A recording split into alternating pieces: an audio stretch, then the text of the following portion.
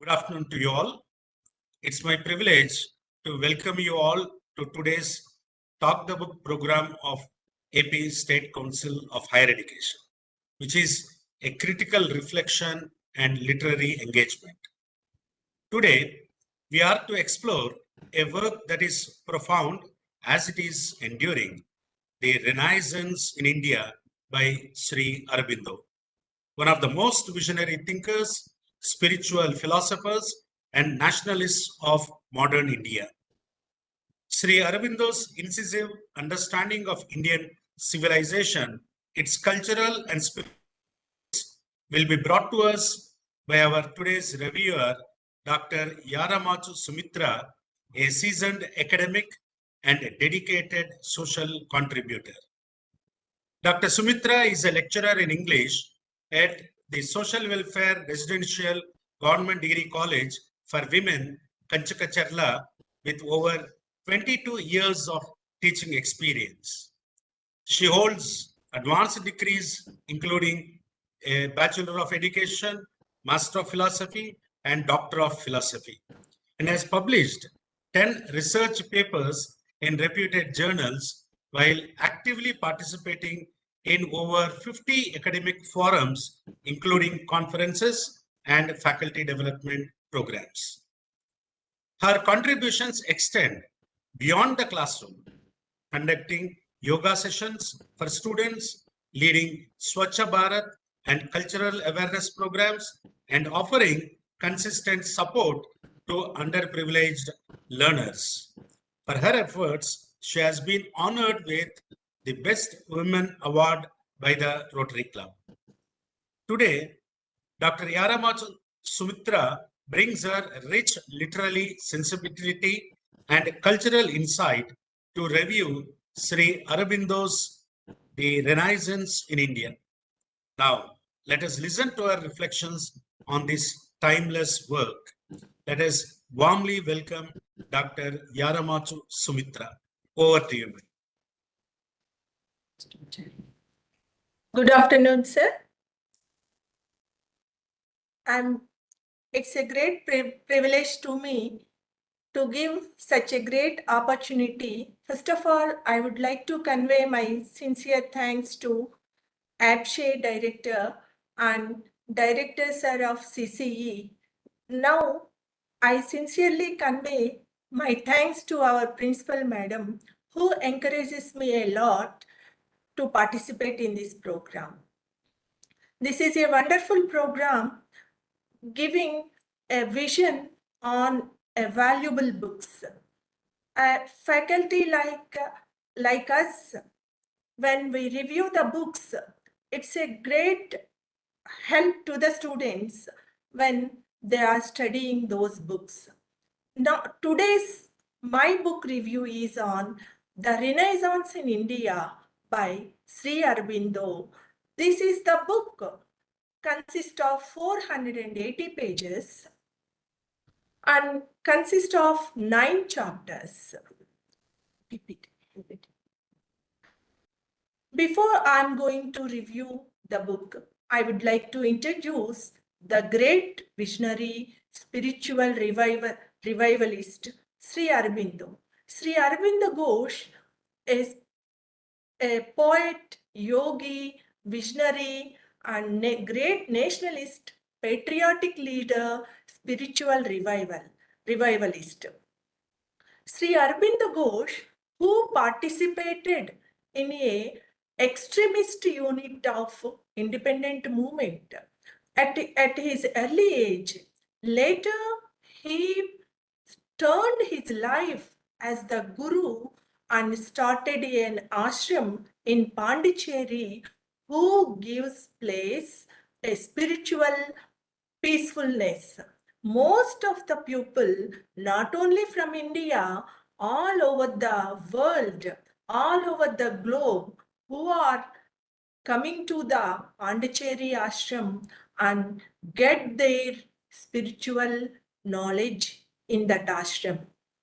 Now, coming to my book review, The Renaissance in India, the book is not a small book with a story or with some kind of chapters. It's a knowledge prodigy that it shows the greatness of all ancient Indian culture. The book consists of 9 chapters. The first one is the Renaissance in India. Next, Indian culture and external influence. Third one is India civilized? Next, external influence on India. Later, India's rationalistic critique. Next, spiritual life of India, Indian art, Indian literature, Indian polity. When we go through these chapters, this is a book.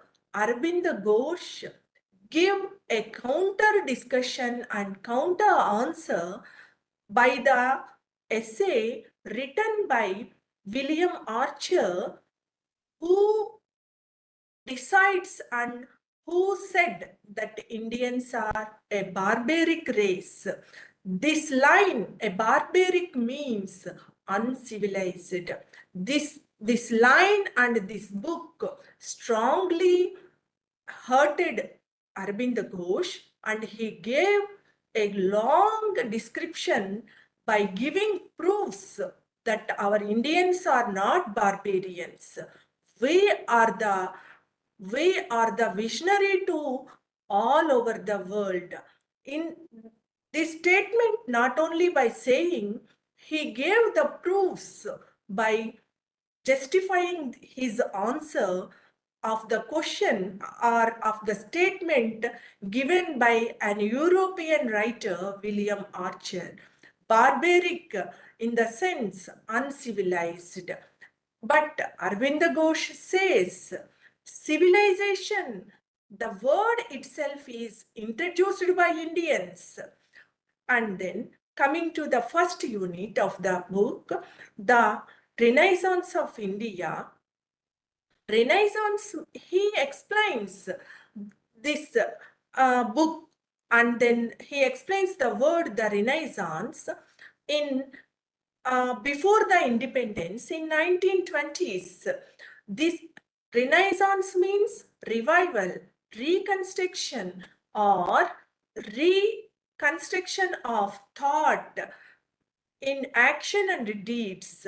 That means all Indians, according to him, at that time, by 1,000 years of invasions, 1,000 years of suppression and oppression by Muslims and Britishers, Portugals, French invasions, Indian race are purely becoming dull, purely becoming thoughtless. That is not the fault of Indian origin, Indian race origin. This is only the fault of the oppression and the suppression of those races. Then in this unit, the Renaissance of India, he gave us 3 tasks. The first task is all Indians should go to the spiritual knowledge of India. Then next, when we know the spiritual knowledge of India, we have to apply and manifest it in our practical life. Then third task is not only manifest the spiritual knowledge and spiritual thought, we have to manifest it in a scientific manner. When we are reviewing this book, this is a very perfect explanation by Sri Aurobindo. We have a great spiritual knowledge, and then that spiritual knowledge, when it is connected to the scientific innovations, the best example for this is when this 21st century, we have a Kumbh Mela in India. And then if Indians are not civilized, if Indians are not intellectually perfect, the Kumbh Mela, people from all over the globe came and dipped their heads in the holy water and make themselves purify. How it is possible? How it is possible to make this come true? If it is a old tradition of dipping ourselves in a holy water like Ganga, Godavari, Krishna, like the rivers, then all over the people of nations, why they are coming to India with a lot of interest, with a lot of enthusiasm to make themselves spiritual, to make themselves purify. This is the best proof that Indian Renaissance means revival of India already has done. It has done, and it is increasing lot of spirituality and give guidance to the world with its inner values.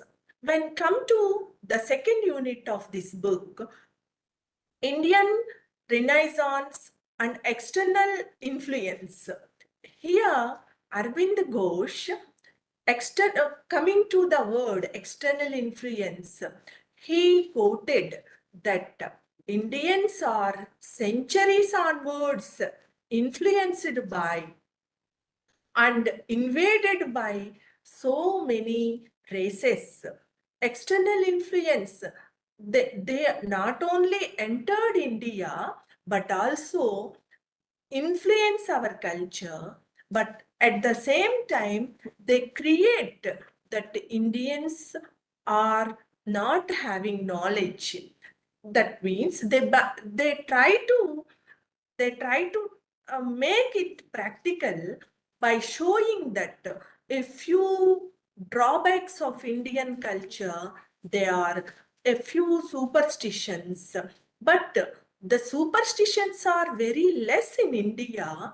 Apart from that, we have a lot of merits, but people of other countries, when they entered India, like Muslim invasions and British invasions, they try to focus on minor demerits of India, but they ignore the merits of Indian society and the greatness of ancient Indian culture. Here, Aurobindo wants to show that spirituality is the key note of Indian culture. India is the guiding ship which introduces that spirituality, intellectuality to all over the world. And then, but external influence most probably forced and demeritize our Indian culture. Arvind Ghosh, here he focuses the greatness of ancient Indian culture. We have rich culture on the basis of Vedas, Puranas, Itihasas, and then we have lot of ethical values. Our every root in Indian society is a valuable one. He focuses that all the knowledge of Vedas and Puranas, Upanishads, they give a guidance to all over the world. Then coming to the third unit, is India civilized? This is also a statement given by William Archer that India is not a civilized race. He again poses the question, if India is not a civilized race, then from 10th century onwards, why people of all over the world, why they are coming to invade India, why they are continuously try to conquer India, if India is not having a lot of civilization, India is not having a good culture, India is not having a good, valuable things, then why people of all over the world, why people are very eager to enter into the India? He again give the counter question to the statement given by William Archer, but there is no answer for this question given by Sri Aurobindo. And then he began to justify this answer also. Is India civilized? India 100% is a civilized nation, not only in 19th or 20th centuries. It is a civilized race from 3000 BC onwards. He quoted that we have that ancient great culture and civilization from Indus Valley civilization onwards. That we have Indus Valley civilization in India. At the time, parallelly, there are so many civilizations are developed in all over the world. They are Babylonian civilization, Sumerian civilization, Greek civilization, Egyptian civilization. But when we see now, what about those all civilizations? If they are also great civilizations, but we cannot see even a single civilization which are parallelly developed at the time of our Indus Valley civilization, Sindh civilization. Only the civilization based on the Indus Valley civilization, India still continuing its development, its progress. It is having its rich civilization till now also, which are the parallel civilizations from the 3000 BC onwards. All the civilizations have perished except Indian civilization. This is the, again, straightly asked question by Sri Aurobindo, but no one is not justifying this answer, this question given by Sri Aurobindo. Is India civilized? Is a very valuable statement, and then given by Sri Aurobindo, he gave a clear explanation for the question. And then the next unit, when India's external influence, and then India is continuously occupied by Muslim leaders, Europeans. And then when the Muslim leaders entered in India, they tried to impose their religious matters and then their traditions and their cultures. And then later entered the Western people from Europe. They are Britishers, Portugals, French, Dutch people. They also try to impose their Western influence, their cultures, their traditions on India. But whatever it may be, the forceful influence, India never lose its values because it has rich values of Vedic culture, Puranas, Itihasas. When Aurobindo refers the Vedas, no way, there is no proof that India is having caste discrimination. But he truly accepts that proposal that so many people said that India is a Brahmin based culture. Aurobindo says, okay, this is a Brahmin based culture, but no other religions is having such kind of rich values, rich roots like India. When Brahmins who are highly educated in Vedic times, they give guidance, they share their knowledge to the other communities. India is, even though in Vedic times and from 1st century to the 10th century, there is no clashes in between castes, creeds and cultures. The India is maintaining communal tolerance, communal patience. But when the other races entered in India, like Muslims and then later Europeans, they began to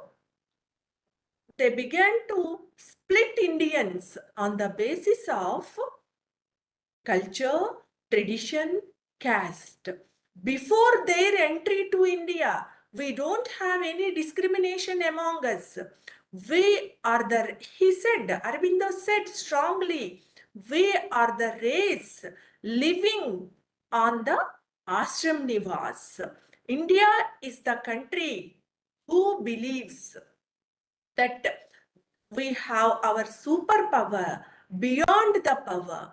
And anotherly, he stresses that the name of India, we referred India as Mother India. No other country in the world, in the globe, we have 198 countries. Except India, no other country in the globe refer their country as mother.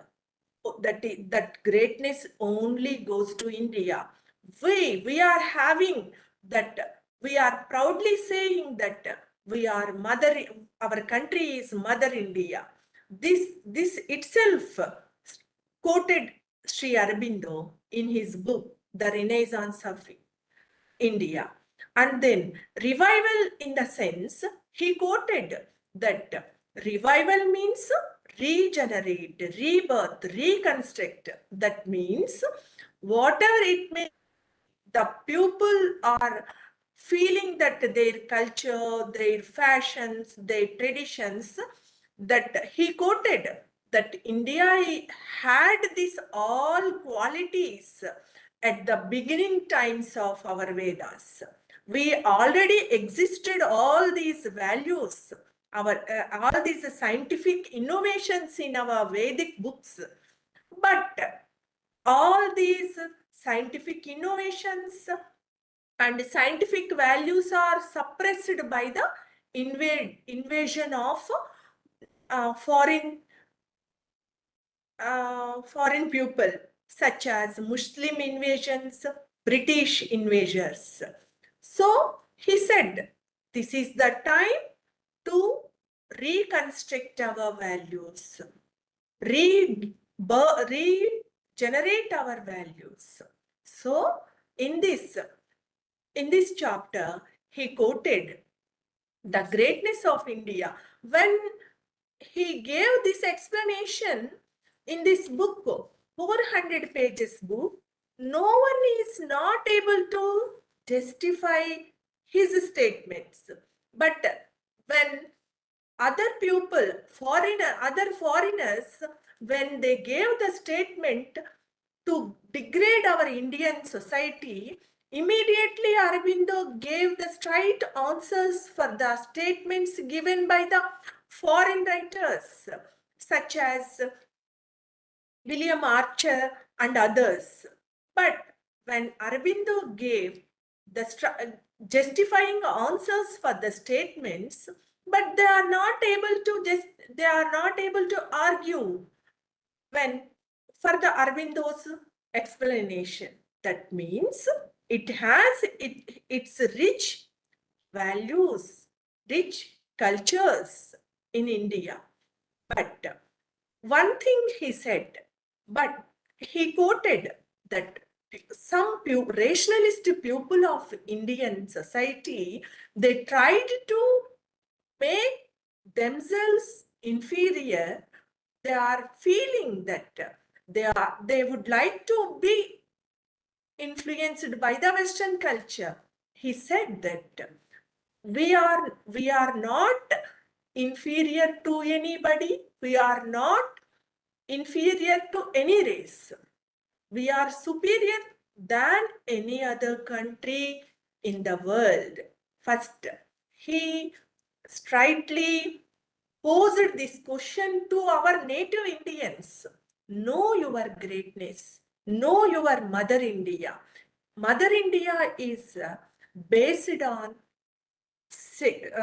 based on our Shakti, Mata, Bhavani Shakti. He also quoted in the 21st century also that India is based on the superpower of Shakti. And then he quoted, mainly he introduced in this book integral yoga. Integral yoga is not a physical exercise to the body. By doing asanas, by doing exercises to the physical body, we cannot get that integral yoga power. He quoted that integral yoga, it is related to the next slide. Integral yoga is connected to the mind.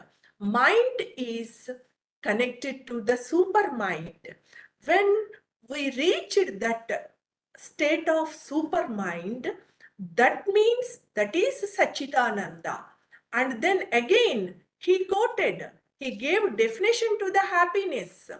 He says that a man could not find happiness by the external pleasures of buying something or having external things and others.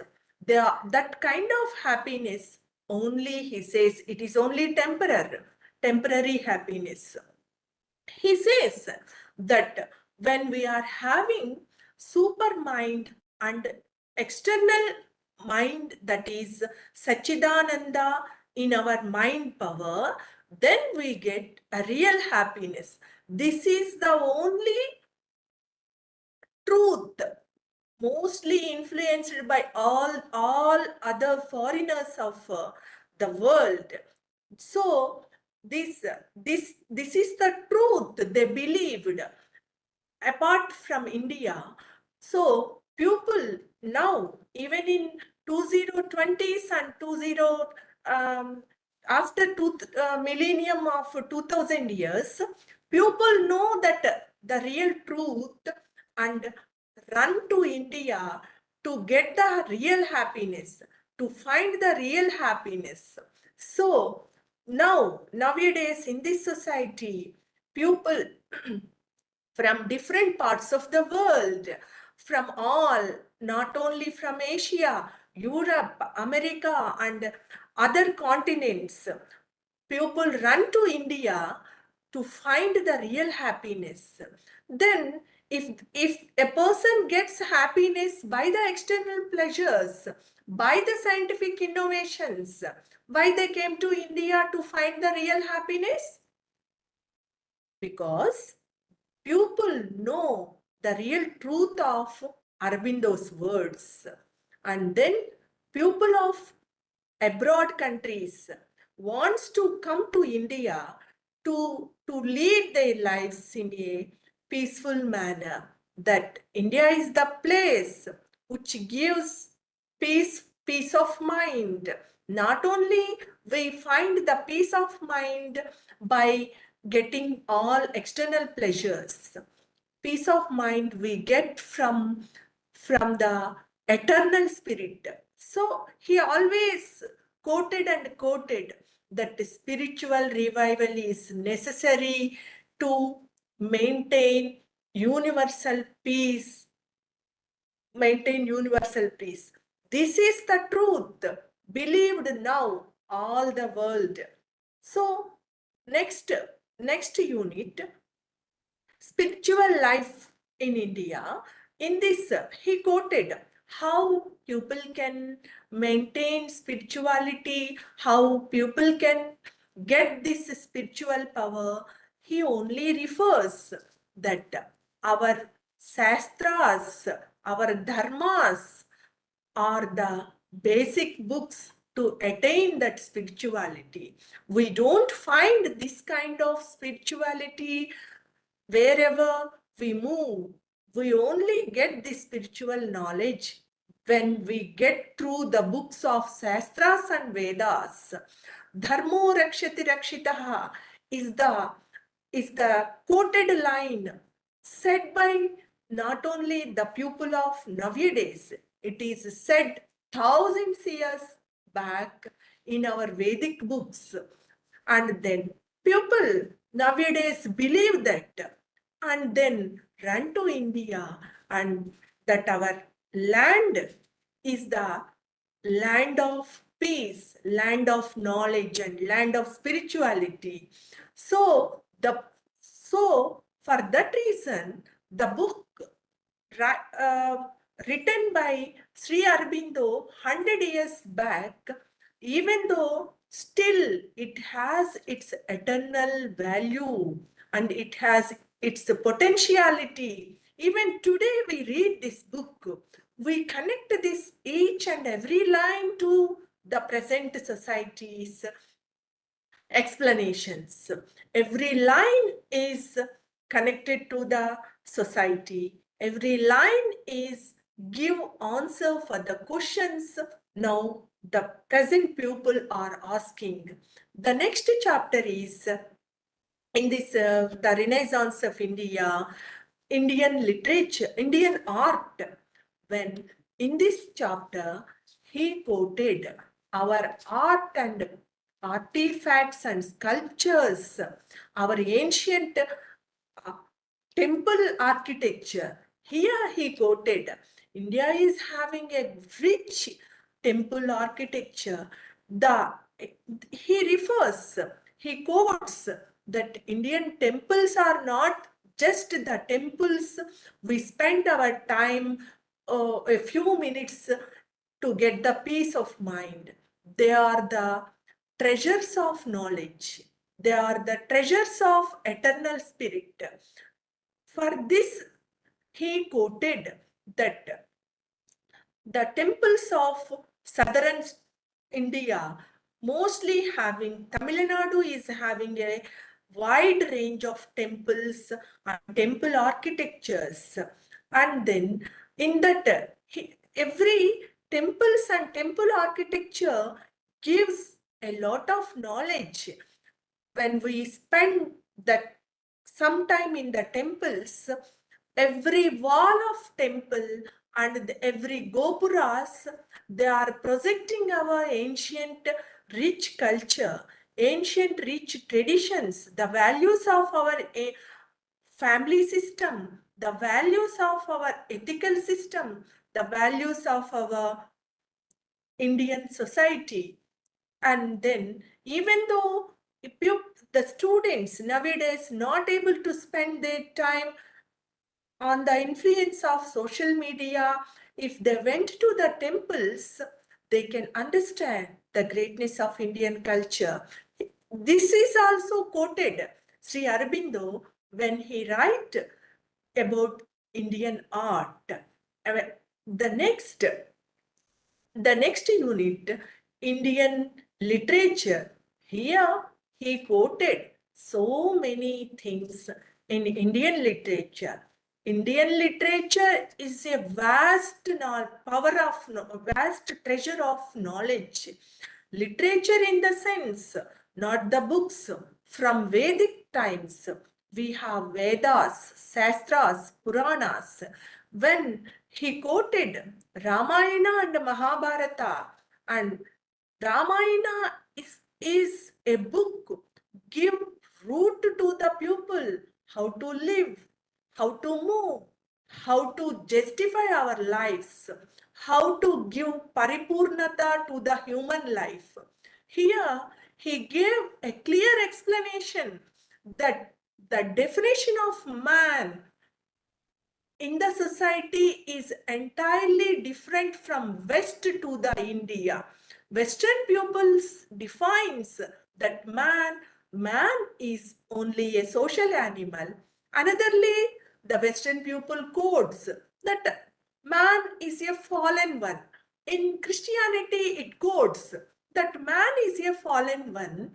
If it is the true fact, if a man falls and he does not believe the God words and eaten the forbidden fruit, this is the root cause for the generation of the pupil, generation of the mankind. Then if the first man doesn't fall, how can we born on this earth? How can the mankind can increase? How can the world can exist? This is the question asked by Sri Aurobindo. But our Hindu traditions, our Hindu culture, our Sanatana Dharma never find faults in anybody. Our Sanatana Dharma give a root, give a path to the society. Our Sanatana Dharma says that man is divine, that the man, we born as a man on this earth, then man has some divine powers. It is our duty to share our divinity to the nature, in the nature, that we are the only persons having this sensible knowledge, sense and sensibility, except humans. So many creatures, just like 84 thousands of creatures on this earth, except human, there is no speaking power, there is no wisdom and thinking power. That so Aurobindo quotes that man is divine, man is having that divine powers. He quoted in this, and then with this quote, he quoted our Ramayana and Mahabharata, and then our Ramayana and Mahabharata at the same time. Gita, Bhagavad Gita is not a book. It is a personality development book for all the people in the world. It gives answers for the question, whatever it may be arise in our mind. We can find the true answer in the book, the Bhagavad Gita. He says that see that Gita in a scientific angle, but do not see it as an religious angle. When this is now before his statement, already people of other nations know that the value of Bhagavad Gita and began to read and attain knowledge from the book Bhagavad Gita. Then he quoted Indian literature and then later Indian polity. Coming to Indian polity, here he again quoted from ancient times to the modern times. Indian polity, he quoted that Indian administration is the wonderful administration in the world. Administration is introduced by Indians to the world. We have our kingships and king's powers. There he quoted that in later people of Western society says with their scientific research, they said that Indians are divided into two races, that they are Aryan race and Dravidian race. Even this statement also strongly opposed by Sri Aurobindo with the clear proofs that he said there is no division of Aryan race and then Dravidian race. That whole India is one, from Kanyakumari to the Kashmir, from east to the west. All Indians are one. That it is proved in our Vedas that all Indians are from Indo-Anglican race. Indo-Anglican race. We are all derived, but there is no division of Aryan and Dravidian race. That means there is no division of southern race and northern race. He proved that the features of northern race are the same in the facial features of southern race. But why he quoted? But why this division is arised? This question is arised in Indian minds. He gave the clear explanation.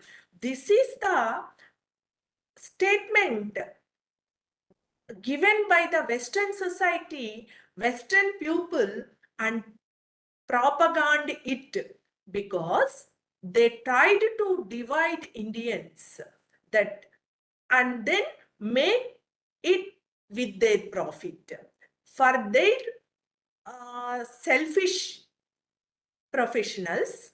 They try to divide our Indians and then began to administrate Indians with the division.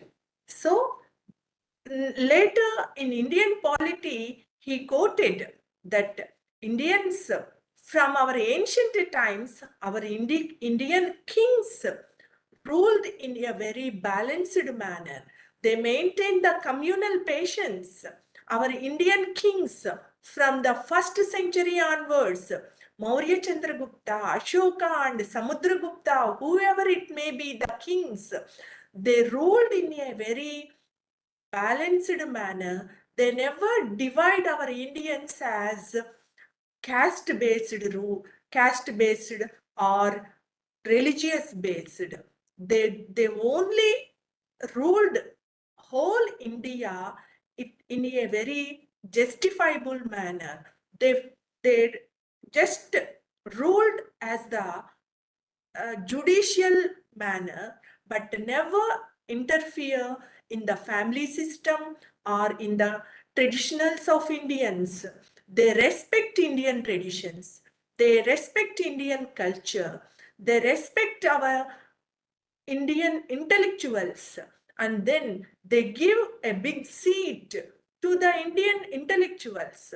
There are so many examples that Indian cities like Ujjaini and the Krishnadevaraya's time, Hampi, they are the cultural cities of Indian society. There is a this is scientifically proved that the city of Ujjaini, which was established in before 2000 years, centuries back and 1,000 years back, they are maintaining the scientific labs in those cities.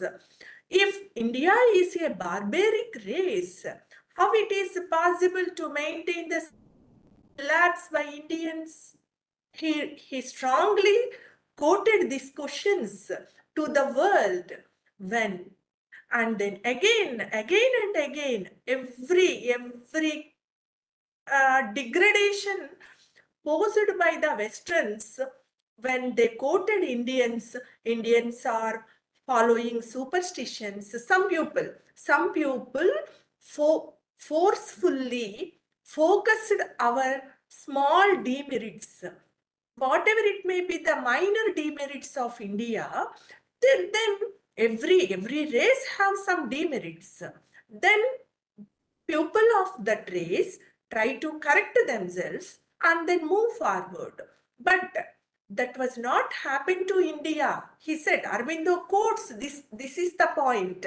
That was not happened to India because continuously from even 1st and 2nd centuries also, Alexander entered India.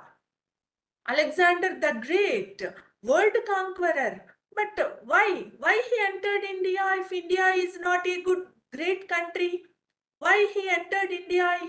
India is not a spiritual country. India is not a land of valuable things.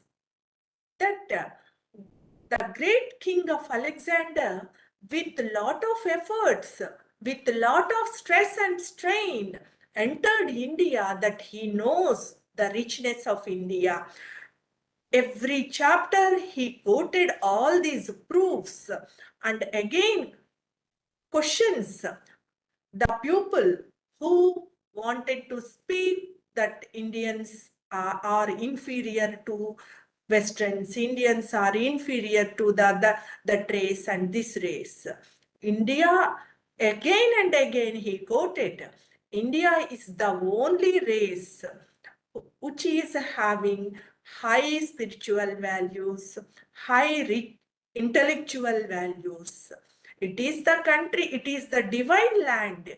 It is karma. He quoted that India is a karma bhumi. That means it gives root to whole world to reach their super mental powers. It gives root to Sachidananda. Thus, and then again he quoted that India is in every chapter of this point, Sri Aurobindo quoted so many examples, and then he gave the practical examples. 10 minutes. Okay. And then Aurobindo says that he participated in Indian freedom movement as a great nationalist, as a patriotic leader. Aurobindo influenced all Indians, and not by showing patience, not by showing tolerance. When the time occurs, India should fight. India is ready to uh, give give its power to the world, show its power to the world.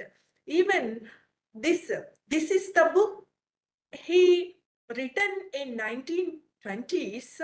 Later, even in 1940s, when the atom bomb was invaded, at that time also, the invaders, atom bomb invaders, when they invented atomic bombs, they came to India and spent 1 year, 1 or 2 years to know about Bhagavad Gita. When the media or journalists, when the journalists asked those inventors of atomic bomb, why you are going to India? He said, that scientist said, I want to go to India to know about Bhagavad Gita, to know about inner self of me. That is the power of India.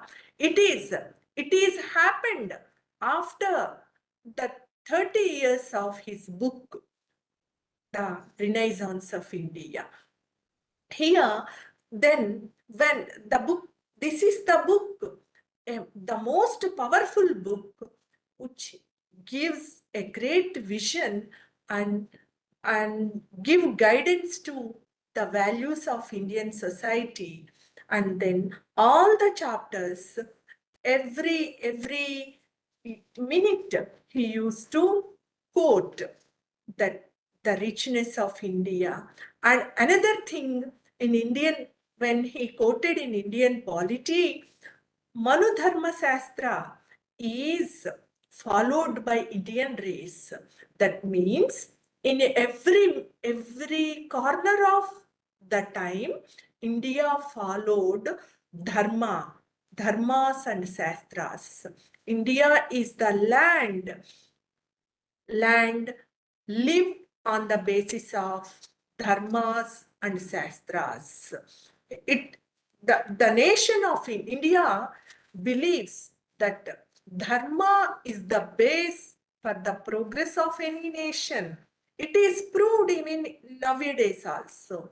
Now, after 100 years of his publication, now India became the largest economy in 2020s. If India is not having the valuable things and values, how it is possible in this competitive world among all 198 countries, how is it possible that India stood as the fifth largest economy in the world? So this is the question. asked by me, who are reading this book or who are the listeners of this review.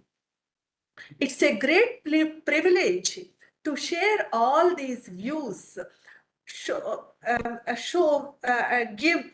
given by Sri Aurobindo in this book. And then one after another, he gives and justifies his answers with all justifications and with all proofs. He proved all the statements in a very scientific manner.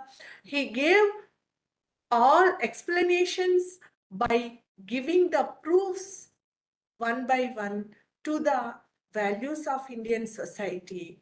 And then coming to his integral yoga, he introduced the term integral yoga, and then he says that ashramam, Aurobindo ashramam, is the place that people come and get their spirituality, spiritual knowledge, and then they have that integral power in the ashramam. People, when they spend their time in the ashramam, they automatically get that integral yoga power. At the same time, Aurobindo and the mother means mother of Margaret, who always associated Sri Aurobindo and spent her time along with Sri Aurobindo in Aurobindo Ashramam. Still now also, Aurobindo Ashramam is giving guidance to the pupil from all over the world. In this fast society, people, especially the youth, who are not having the time to spend peacefully at their homes and at their institutions, come and spend their time in the ashramam. And people from all the nations may come and spend their valuable time and do their meditations. At the same time, he said that meditating oneself means knowing ourselves. When we know ourselves, we automatically know the spirit of the power of divineness. That means he gave root. The people who are in a very busy schedule, he just say that make your minds calm and make your minds peaceful, make your minds silence. When your mind is silent, automatically your spirit is silent. Spiritual richness, spirituality is the master key of Indian culture. It is the master note of Indian society. Then with all these explanation, that the people who are born in India, it's a great boon to us to be the persons in Indian race, to be the children of our Mother India. Mother India is all power, omnipotent, he says. That again, when he was giving this statement that Aurobindo belongs to the Bengal nation.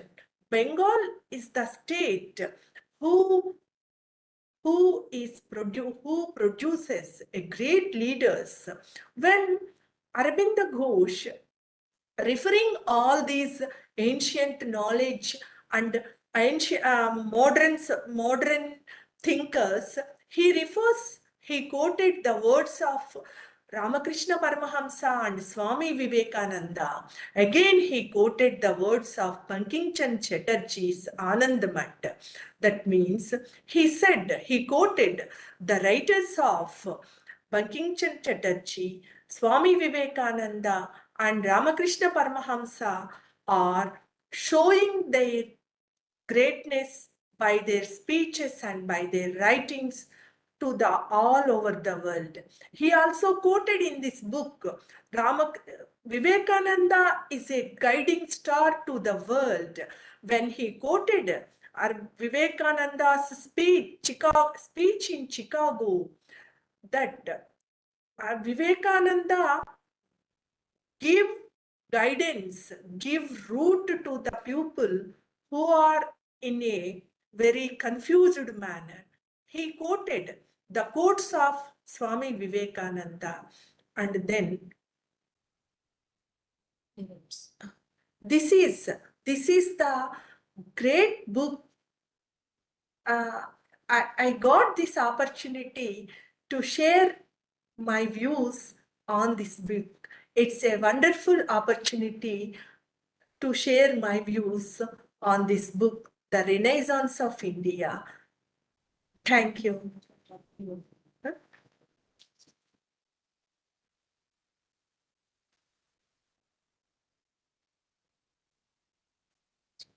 Sir.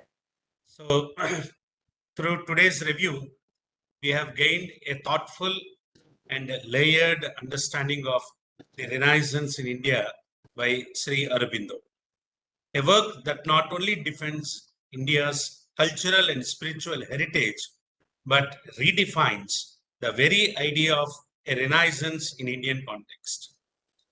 The book, as Dr. Y. Sumithra insightfully pointed out, is not merely a nostalgic reflection on the past, but a visionary blueprint for India's cultural and spiritual awakening. As we conclude, let us carry with us the reminder that, as Sri Aurobindo wrote, India's Renaissance must be a recovery of the soul of India in a new form, and that such a Renaissance is as much a personal journey as it is a national one. Thank you, madam. Thank you for bringing out this excellent book before all the viewers. Thank you very much. Thank you, viewers. And let us meet next Friday at 3 p.m. Thank you. Thank you very much.